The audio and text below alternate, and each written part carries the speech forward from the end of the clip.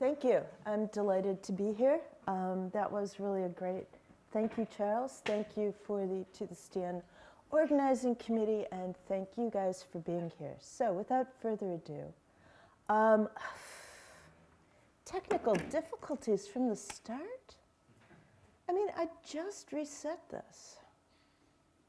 All right, let's talk about this talk, which is the Pragmatic Probabilistic Programmer.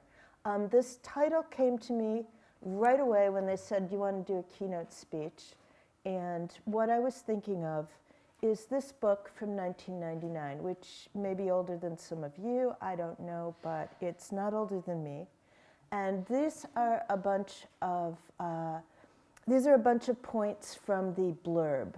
So this book is promised to fight software rot, capture real requirements, avoid the trap of duplicating knowledge, write flexible, dynamic, and adaptable code, avoid programming by coincidence, bulletproof your code with contracts, assertions, and exceptions, test ruthlessly and effectively, and make your developments more precise with automation.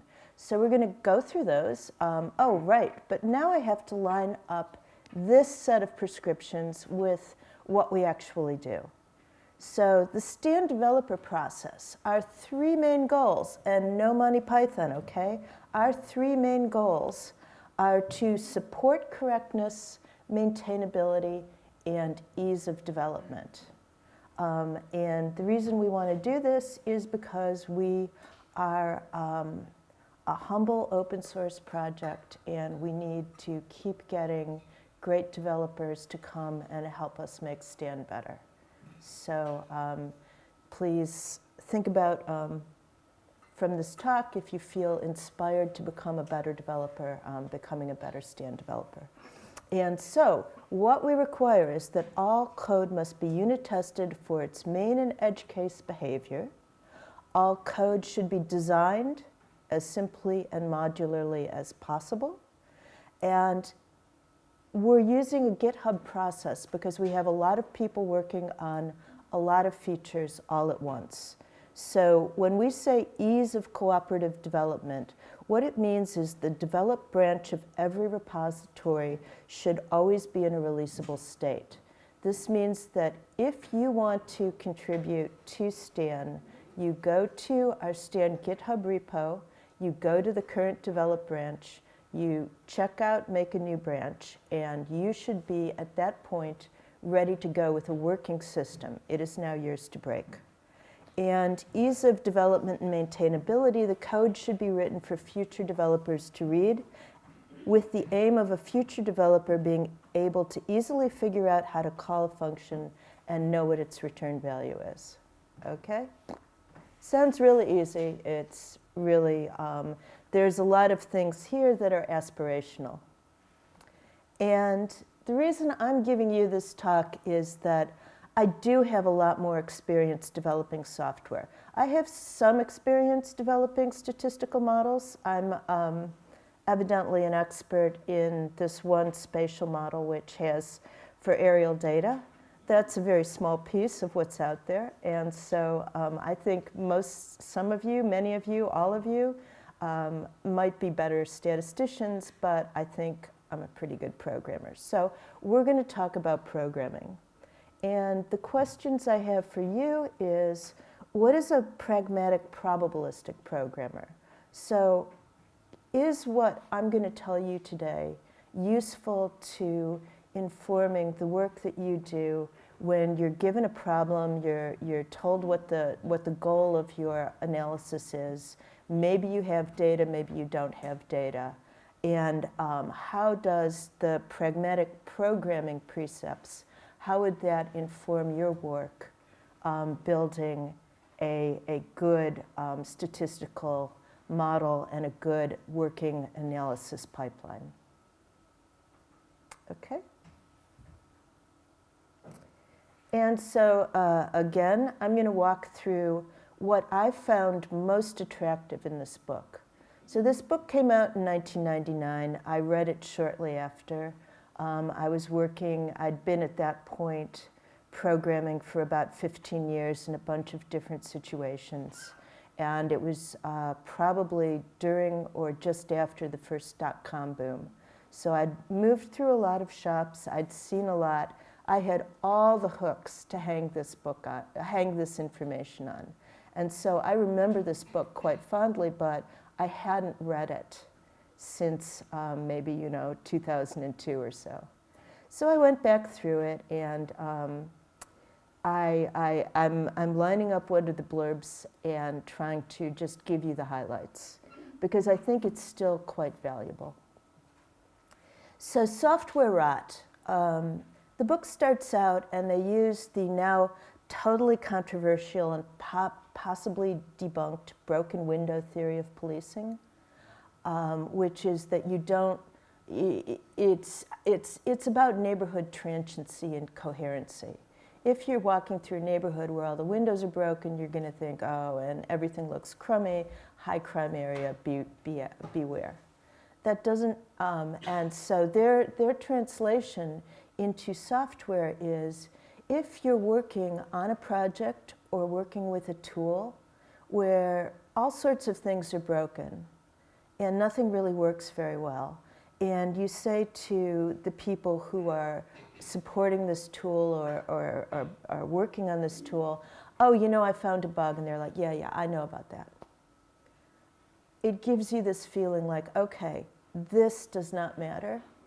And so the reason, and so let's go to the last bullet point here. Why does this matter? Well, it gives you a project mindset. First of all, as a user, you might not actually want to use this piece of software where the developers know it's broken and they're telling you, oh yeah, but it's so good, just work around it, because clearly you want to use our tool even though it's broken. But as a developer, if you're working on that tool, you're not going to work very hard.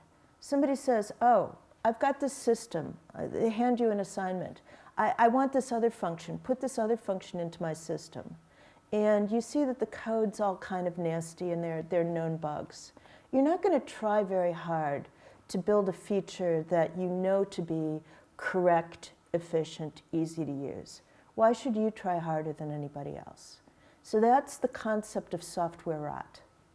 And this is a very, very, very real problem. And this is especially a problem for Stan because we're mature software. We've been around a lot. Yeah, there's some bugs. And if we didn't fix them, the whole thing would start rotting, literally, pretty quickly. So the Stan project cares. We care about our software. And if there's a bug, we file GitHub issues. If you report a bug on the forums, we will file the issue for you because we care. So the first rule is fight software rot. If there's a problem that's discovered, you address it. You don't necessarily fix it if you don't have time to, but you note it, you let everybody know you've noticed it, and you do something about it eventually, because you can only make promises for so long. Okay? The second thing that that they promise is they're going to help you capture real requirements. So I think this is really, really, really key for the Stan project. There's a simple technique for getting inside your user's requirements that isn't used often enough. Become a user. So I can speak directly to this because when I first contributed to the Stan project, it was 2014. I was working on free text search over text corpora. I had been a support programmer in bioinformatics for a long time. I did have some stats classes, but I wasn't using Stan. Like Bayesian data analysis seemed like hopelessly, really too hard for me. But what Stan did need was they needed to have I/O. So Bob said to me, you know what we really need? We need a parser for JSON so that we have a universal language agnostic input format for our data. So I wrote a JSON parser in C++, which isn't a big deal, and now there's better C++ JSON parser libraries, but in 2014 there weren't. So I built the JSON parser, I went on to build Python scripts to do the automated unit tests. I started adding features to the Stan language in C++ because as a programmer, I could do parsing generation, new understood compilers, and all of that good stuff. But I hadn't been using Stan until I was thrown in the deep end in 2017 by Andrew Gelman, who put me on this spatial modeling project. And so what has really helped me see what Stan users need in an interface, so what informed my design for Command Stan Pi was the experience of having done a big analysis and continued to work on that analysis. And in the Stan community, most of our developers, other than the compiler geeks, have come to us because they've been using Stan and there are things that they can't quite do or want to do, and they have ideas to make it better. So this is just too true, and I just can't say enough about it. But the other thing on this slide is it's not whether you think that requirements, yes, requirements specify needs. So the thing of it is that when we're having discussions with our users and they say they want a feature, it's a concrete example. It's not an abstraction. And you need to state your requirements in terms of the underlying abstraction.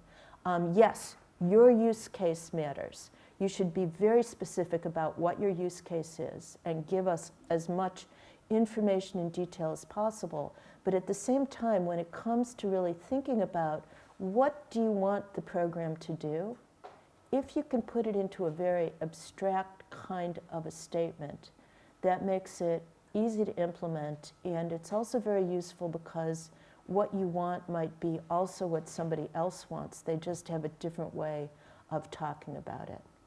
So once you're thinking about requirements abstractly, the next point is to think about what are the real constraints and what are just the constraints that you ran across yesterday.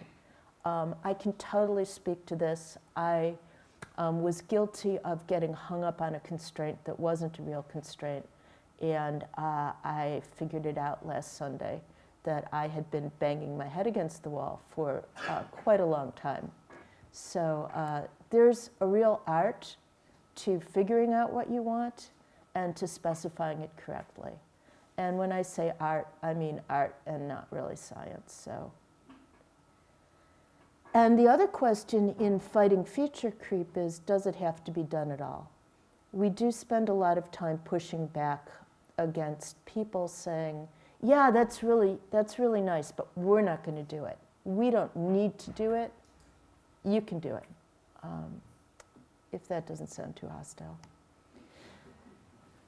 So let's measure ourselves on the GitHub issues. So we use GitHub, and I'm looking at what I consider to be the 4 main modules for the Stan, which are the code and the documentation. So the documentation is a first-class part of the Stan ecosystem. The documentation repo, the docs date from 2012, like the rest of Stan. The documentation repo only dates from 2018, because before that, it was part of the Stan repo that was started in 2012.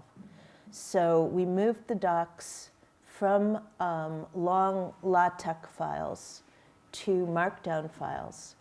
And we moved them from being editable as part of the Stan repository into their own first-class repository. And when we set that repository up, moving things to Markdown made a huge difference in terms of giving the user community the ability to contribute directly to the docs and to fix typos. Because you guys can find the typos, you know that they're typos, you know that we got it wrong, and of course we did. And then you can go in and fix it and submit the pull request, and it's a great way to learn how to navigate GitHub and understand the whole process. So the docs have been having our docs as good as they are, which is thanks mostly to Bob Carpenter, who loves to write documentation and writes really well. And also having them in this format where the docs are something that everybody is encouraged to contribute to has been really great. The command stand module was started in 2014, so if we look at that, it's got 54 open issues and 609 closed issues. I'm only counting open pull requests from 2024. Another thing you see, if you're looking at if I'm looking at a piece of software and evaluating whether I want to use it, I do go to its GitHub repository and I look at the last update. And then you look at how many open issues there are and how many, usually you don't look at how many closed issues. I put the closed issues here because, yeah, we've got a lot of open issues, but hey, we've got a lot of closed issues, okay? And there are a few issues in every repository, so we use labels. We put labels on our GitHub issues, and most of those issues have label feature. So we use GitHub issues as a place to have the conversation with our community about what would you like to see. If you want to see something, file an issue. Write it up, keep debating. There's good conversations in these issues. There's a lot of history in these issues. And there are very few issues in each repository that actually are labeled bugs. Because if we find a bug and the bug is negatively impacting performance, not letting you run the code, or giving you the wrong answer, we will file a patch release. We will file a patch release. We're good, right? Are we okay? Have we done okay? Stand developers? Yes. Okay, thank you, Angie. Yeah, so the thing that I carried away from the Pragmatic Programmer was this notion of tracer bullets, how to shoot in the dark. So great, nice American book. Of course, they're using gun violence as a metaphor. The idea is that you're a gunner, you're in your little foxhole, and it's dark out, and you're going to shoot at the enemy. So on your ammo belt, every third bullet is going to be or every 10th bullet is going to be a tracer bullet. It's a dummy bullet that looks like a little rockety thing, fireworks, whatever. And you can see where your bullets are going. So you don't know where your bullets are landing, but if you have the tracer bullets, you can see in the dark. You can see where it's going, and you get immediate feedback. So what the Pragmatic Programmer is telling you to do is you have an application. You have a rough idea of what you want to do. You build an end-to-end system that takes your data, the inputs you have, does some amount of processing, does all the processing and checking that you think your system should do, and then does perhaps minimal computation. Perhaps it just counts, but then it spits out an answer in the form that you want, so that you have the whole framework of your application thought out. This is like a really important idea that I don't think people appreciate enough. You don't sort of start building, in some ways you implement things bottom up, but you don't implement things bottom up from the inside. You implement things bottom up from the outside. You start with how your user is going to give you the data and what the user expects to see as the output. That's what you're building. That's your framework, and your tracer bullet is real code. And we need to distinguish this from prototypes, because especially for academic software, somebody has developed a very nice analysis. They have a set of scripts, and those scripts do their analysis nicely. And they say, oh, this is great. I'm going to turn this into a package and a product. Yeah, it doesn't always work. So then the next thing in the Pragmatic Programmer is that we want to avoid spreading knowledge throughout our code. So the notion here that they're going for is a kind of modularity of code so that you can quickly not quickly. That you can easily focus on one aspect of the problem and it's contained in one system. This is really hard. This is engineering at its finest. This is also plumbing at its finest. And there's absolutely no easy answers here. It really helps if you've worked on a larger project, which does have a lot of pre-built, pre-existing components, and you have to build something new around them.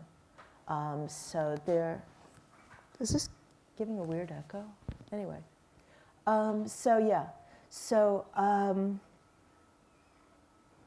it does help if you've already done this.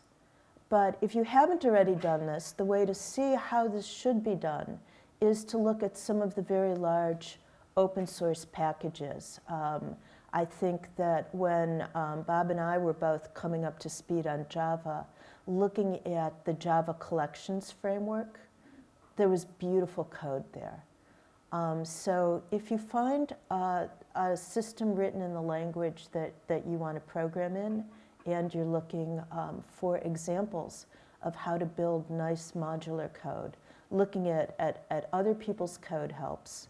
And these books, Refactoring, Improving the Design of Existing Code, design patterns is widely cited in software engineering, at least it used to be. And it's the notion of there's certain kinds of functionality that a system performs. And for each of those kinds of functionality, you have patterns. We use this all over the place in Stan. So for instance, we have our I/O is done by callbacks. I am your MCMC engine.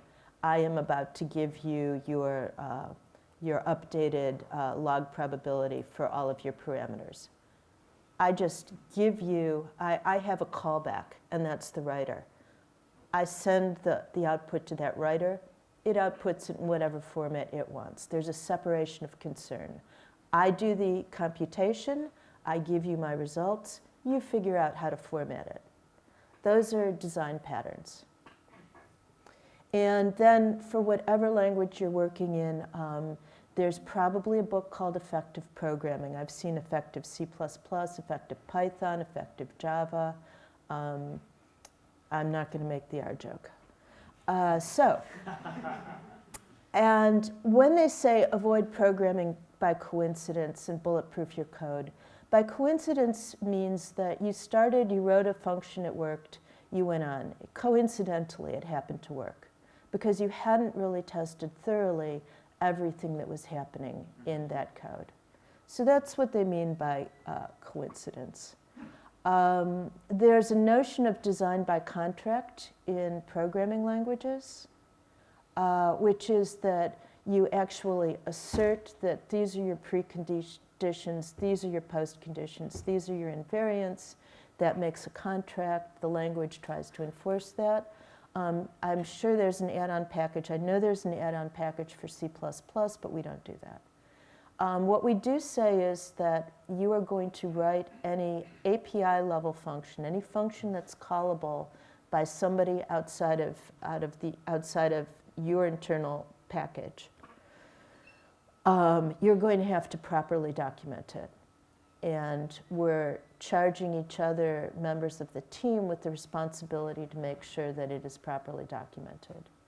And the reason that you should, as a user, write this documentation is that we're also going to make you write unit tests for your code. So the code comes with unit tests, at least in the C++ library, I mean, as much as possible. And so we try to make sure this is happening, but we have a fairly fallible system, which is we're making each other check each other's work. So here's an example of what this looks like. This is a small function. It says that, well, my diagonal matrix, my diag metric for my MCMC sampler, it's got to be positive definite. So we have a statement that says a comment. So this is all C++ comment code. Do you see my pointer? Oh, yeah, you do. We're going to make sure that we're using the C++ syntax correctly. What we do is we're just checking stuff. So here we're checking the Stan math library, check that my matrix is finite, and check that my matrix is positive. And these are in a try block, which means that these guys are going to tell us if it's finite or positive. And if they are, if it's not, that these guys, the Stan math functions, will throw an exception, which will immediately be caught by our code. And then we will give you a proper informative error message, because you weren't trying to check positive definiteness. You were just trying to specify your initial covariance matrix, your initial metric. So that's what our coding standard would have you write code like. And then what's going to happen is we're going to build some unit tests. So they want every module to have its own unit test. What we have for the C++ framework is we have parallel directories of the actual code, and then another parallel directory called test, and under it we have test unit and test interface and blah, blah, blah, and it's a whole hierarchy of tests. And the unit tests, there should be sort of a one-to-one correspondence between a function you wrote and some test somewhere inside a suite of unit tests. And the unit tests are a way of measuring whether or not you've got good modularity in your system, because if you have good modularity, then you can have this sweet one-to-one mapping. If logic is spread everywhere, in order to set up your unit test, you're going to have to load a whole bunch of other modules in order to get the data in and out of your unit test and to get all the functions your unit test needs assembled in one place so you can test that function. And as you get higher and higher level functions, when you're actually testing, say, does the Stan service work? Yes, you're going to have to do that. But at the low level for here, where we're just checking the metric, we shouldn't need to do that. And so here's the unit test that goes with it. And it looks simple, it looks trivial. It is. This is fun code to write. This is easy code to write. This lets you play with your code. You should like to write unit tests just because it's so much fun. I'm serious. Okay, so, and you should test ruthlessly and effectively. I'm sorry, I want to make Monty Python jokes, but here's some example of what we mean by an integration test. At the Stan level, at the Stan module level, we need to make sure, that is at the Stan module level. At the Stan module level, we need to make sure that if you have a valid Stan model, it can be transpiled to C++ and then compiled to the executable program, and that you can call the functions on that Stan model executable. You can ask it to tell you how many parameters and constrained parameters and unconstrained parameters. There's a bunch of functions on your Stan model that just do reporting. At the command line interface up for command Stan, we just check that if you give it, also for command Stan Pi, command Stan R, we check that if you give it the right set of configuration, it will be able to run something. And for performance tests, we run command Stan against selected benchmarks. But what's difficult to appreciate is that there's a chain of trust. We know that those unit tests test that every piece of the puzzle does the right thing. So when I'm running this unit test for diag inverse matrix, I'm not testing the Stan math library. I'm just testing that if I give this guy an ill-specified diagonal metric, that it will do the right thing. Somewhere deep down in the Stan math library tests, we know that they've got some tests that are testing Stan Math check finite and Stan Math check positive. So I really cannot talk enough about unit tests, but yeah, we've talked enough. And so the next thing is to automate your testing. So they're like, automate, automate, automate. Yeah, well, we get it. We do it. We have continuous integration. This is the most expensive part of the STAN project. We are super grateful to the Simons Foundation for providing the machines and the support to do our continuous integration testing. And up until quite recently, the one paid development member of the STAN team was our DevOps guy. DevOps is critical when you've got a system like STAN. We build, we test against all of as many of the OSs as we can find for Linux, for Mac, and for Windows. Oh, and this is what the pipeline looks like. Here's a pull request that I'm working on. And yeah, a bunch of the tests are failing. I can tell you why. We'll fix it. So part 2, that was the code. This is the code of conduct. This is about working in a team. So the pragmatic programmer does talk a lot about building pragmatic teams. This is what the STAN project is and what we need, because we're a decentralized open source software project. Nobody owns this. We're dependent on the kindness of strangers. And this book from, yeah, you got that. I was going to get my Betty Davis out, but no. Oh, where's Dan Simpson? So another very influential book. This is from 1970, The Psychology of Computer Programming. I don't remember reading this book, but I do remember learning about egoless programming. So he introduced egoless programming, and he introduced it in the context of code review, where programmers review each other's work. I think that, well, let's go through the 10 commandments of egoless programming, and then I'll tell you more. Understand and accept that you will make mistakes, okay? Yeah, I mean, you're statisticians, you're data analysts. You've made mistakes in your analysis. Well, I have. And so when you're programming, yeah, we got lots of bugs in our system. We just haven't found them yet, okay? Be humble. You know that you're going to make mistakes. And if you know you're going to make mistakes, well, great. You're not going to beat yourself up. You're just going to fix them and try to learn. And you are not your code, okay? You are not your code. Yes, your code has bugs in it. You're a perfect person. And no matter how much karate you know, someone else will always know more. Now this, for an academic audience, this is a tough one. A lot of people are just used to always being the smartest person in the room. Well, I'm not. You guys, this is great. So programming is vast. There will always be someone who knows something you don't. Take that opportunity. Embrace the chance to learn. So that's 1 to 3. 4, maybe, maybe not. Don't rewrite code without consultation. Consultation. Don't rewrite code with consultation. We're an open source software project. Many of the people who wrote that code you can't consult with.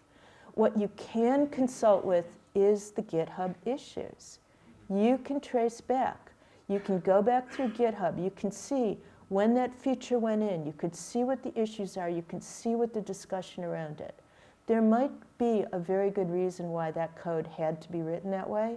The code might not be pretty. The way it's written might not be great, but it might be that way for a reason. So do figure out why the code is the way it is before you dive in and fix it. Treat people who know less than you with respect, deference, and patience. I think that the good thing about the STAN project is so many people on the project love to teach. Even some of the most difficult members of the community are fabulous, patient, wonderful teachers. So I think that as a community, we try to really respect each other. And the only constant in the world is change, and let's talk about it, because, you know, Stan is 12 years old, and the landscape has changed a lot. There's so much going on. So we will change. And the only true authority stems from knowledge, not from position. This is computer science at its finest in 1970. Computer science was a young field. There weren't positions. And there was this feeling among programmers, and I hope there still is, that around the conference table, we're all equal. And so what you know matters. And if you are the programmer and you have the code and you've checked it and you've run it by a colleague and you know what that code is doing, you have authority. That's what you know. And then, well, this is just getting along in the world. I can't teach you to get along in the world. You're going to get along in the world as good as you can. Ideally, you move forward. Don't be the coder in the corner. I think this is misunderstanding a large segment of the people who code.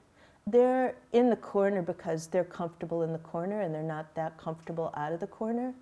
If you'd have that coder in the corner, and by coder in the corner, it means somebody who knows a lot but stays in the corner and doesn't share it. I think now that we're all talking about differently abled, cognitive, whatever, maybe they're just shy. Go out. If you think somebody knows something, make the effort to find out if they can help you.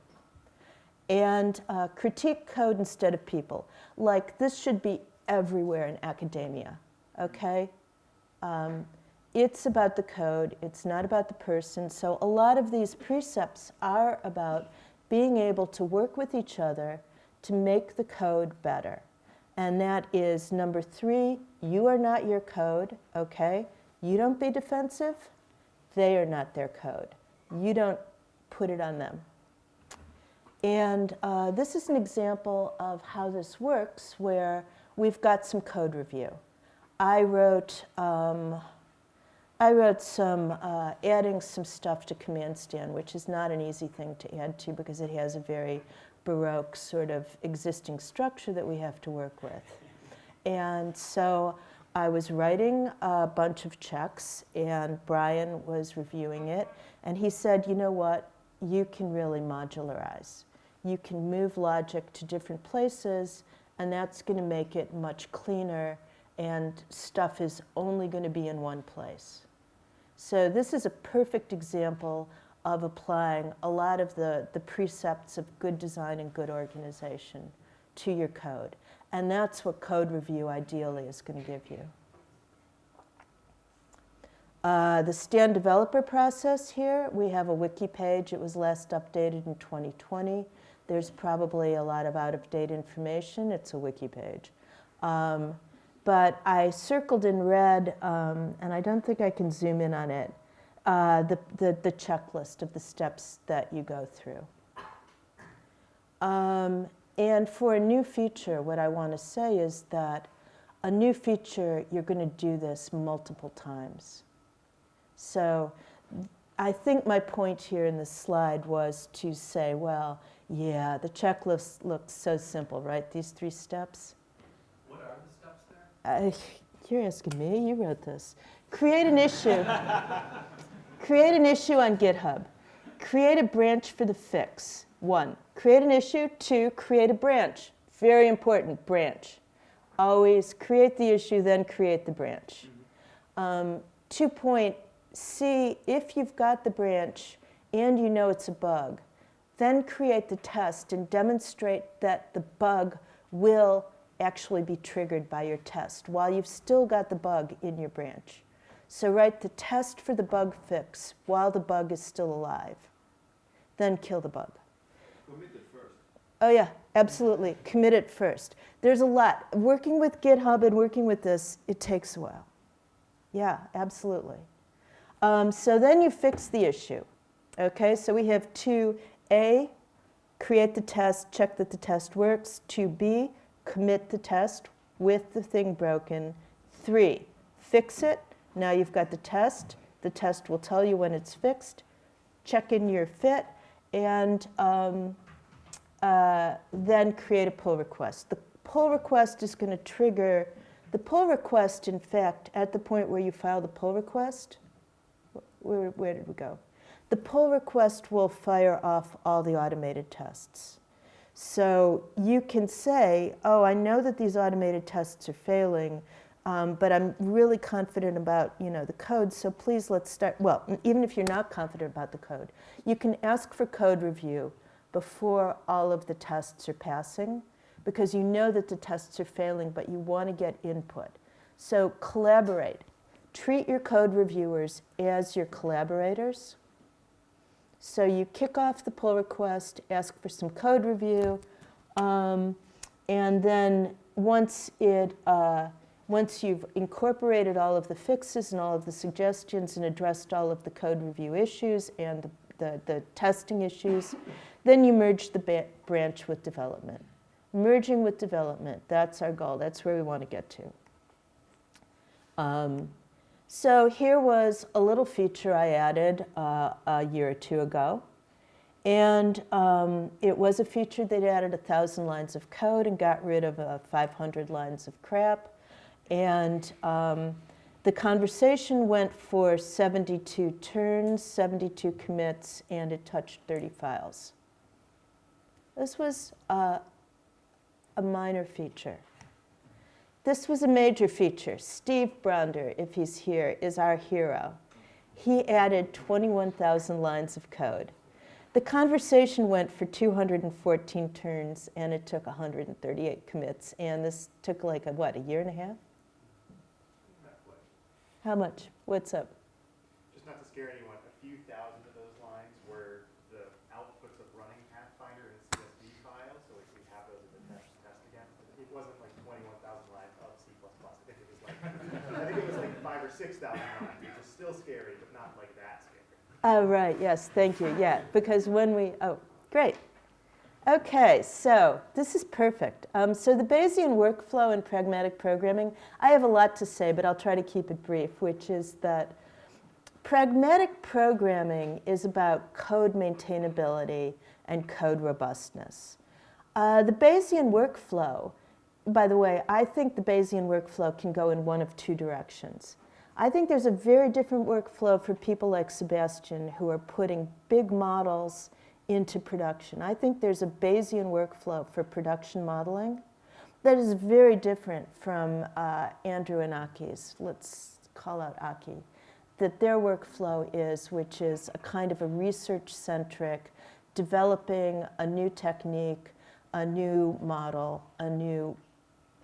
being applied to a new problem. That's kind of researchy. And the research priorities are novelty.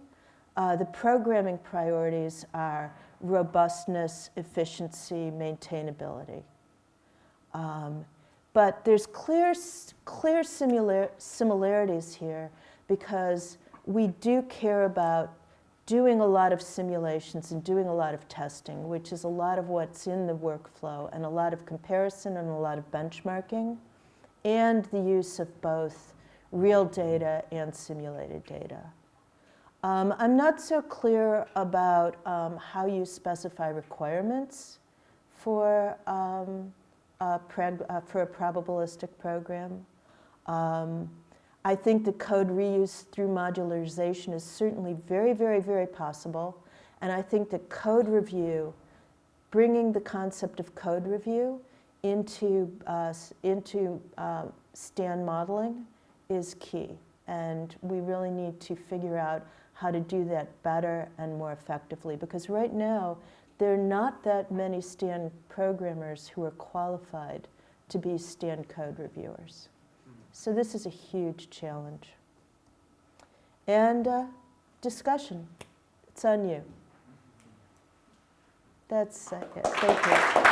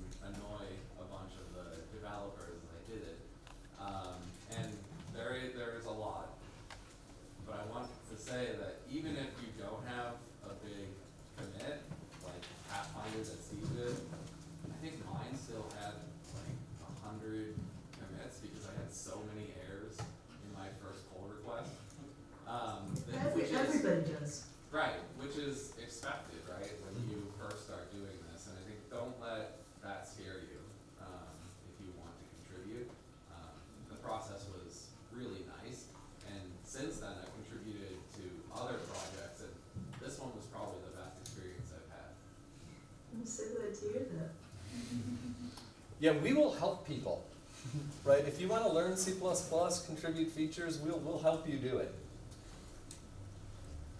Yes. Could you speak a bit more about how you as a SAM team differentiate between the unit tests that should be pretty quick and give quick feedback and like full-on model integration tests that do have like a hard limit on the amount of runtime for the integration test with modeling? Like how do you manage big programs and interaction between functions that might be SAM models that might have a longer runtime?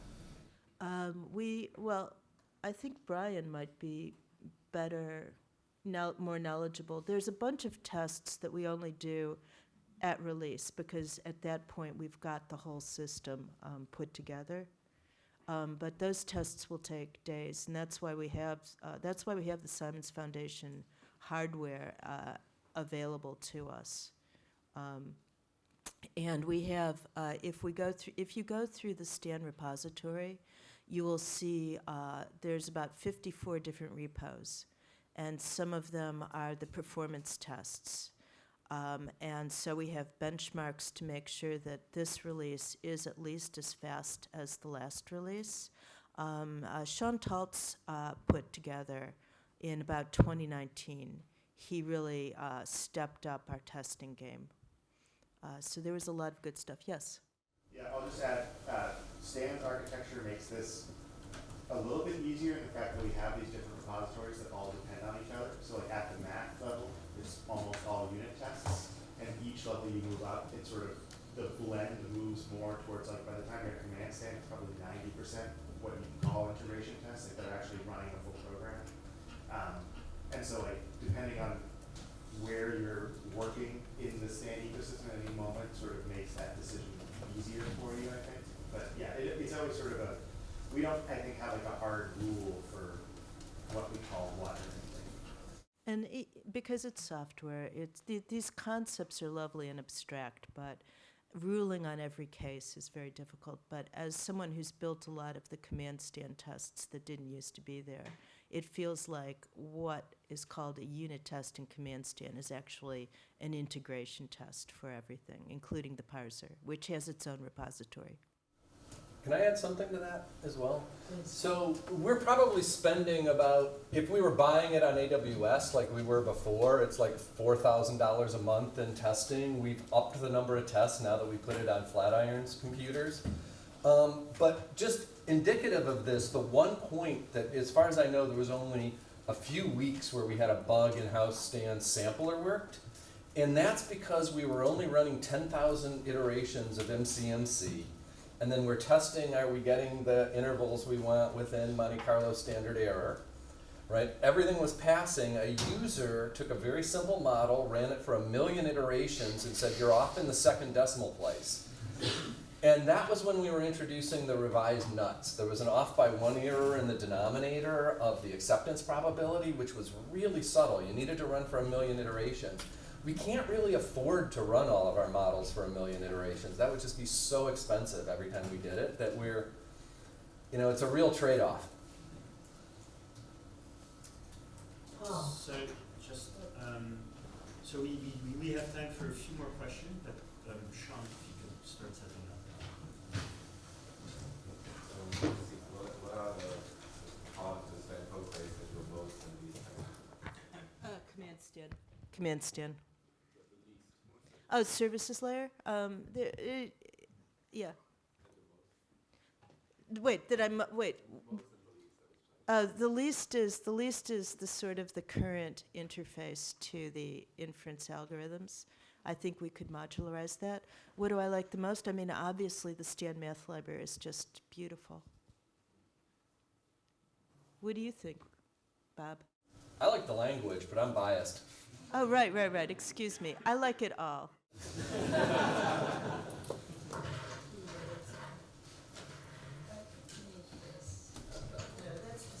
You still have time for a question. You have another 5 minutes of questions. Oh, good. Yannick. So, you talked about how anyone can contribute their little offset and teach them. And I know that there's like a lot of STAN workshops to use for people who want to do data analysis in STAN. So is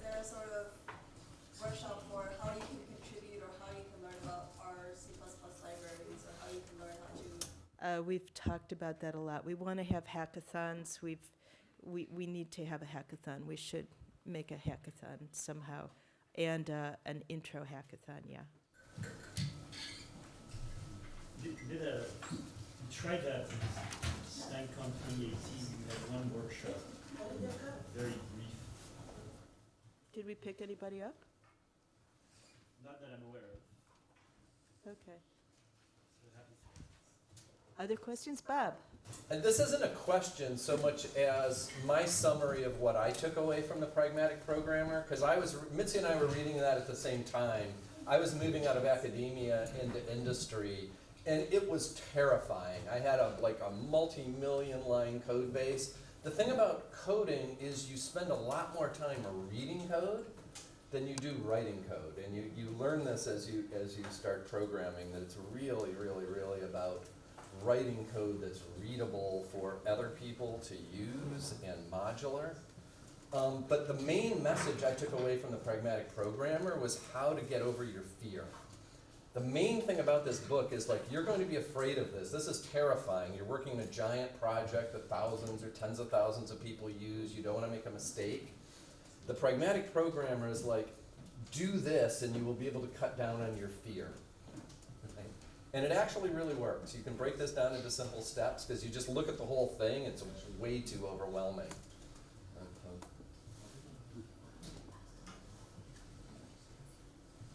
We still have time for questions. You again. I've already asked questions. Is there someone else?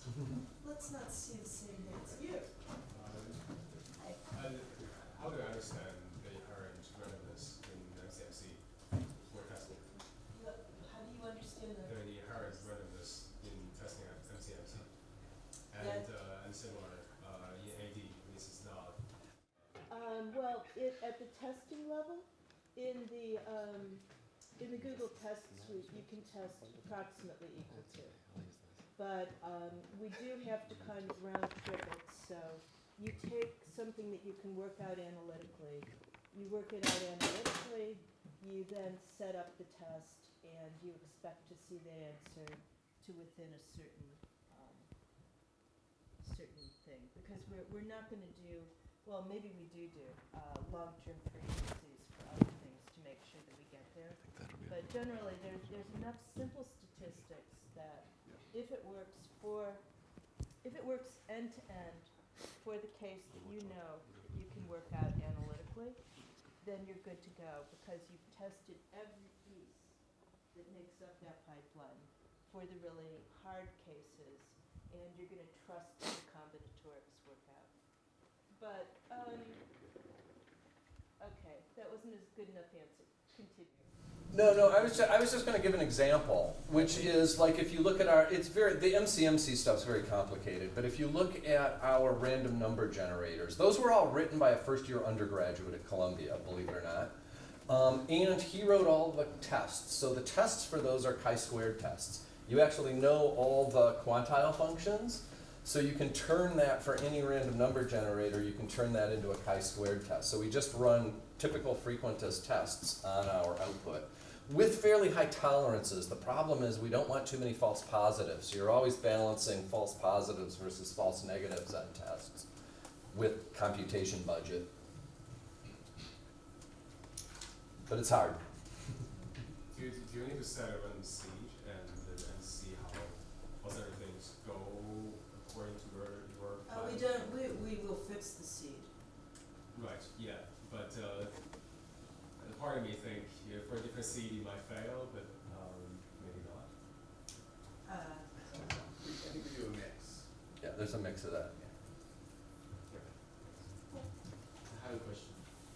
Is there a conflict in the roadmap between the developments for production and for research? Do you think there will be a conflict in the future? Great question. Can you repeat the question? It's hard to hear back here. Yeah, if there will be a conflict, or if there is currently a conflict between the roadmap for research and for the industry. Got it. Well, the thing about the roadmap is that we don't have any traffic cops. So It's a question of who comes along and implements something. So for industry, we have to thank Sebastian for putting so much into place about parallelization and MPI and stuff like that. And for research, we have a lot of really great algorithms. So I think, there's not a conflict, it's just that there are different things being contributed, but it's about who has the ability to get the time and the funding to work on the problem and then contribute it. So. One more question. If there is one. So let's thank Mitzi.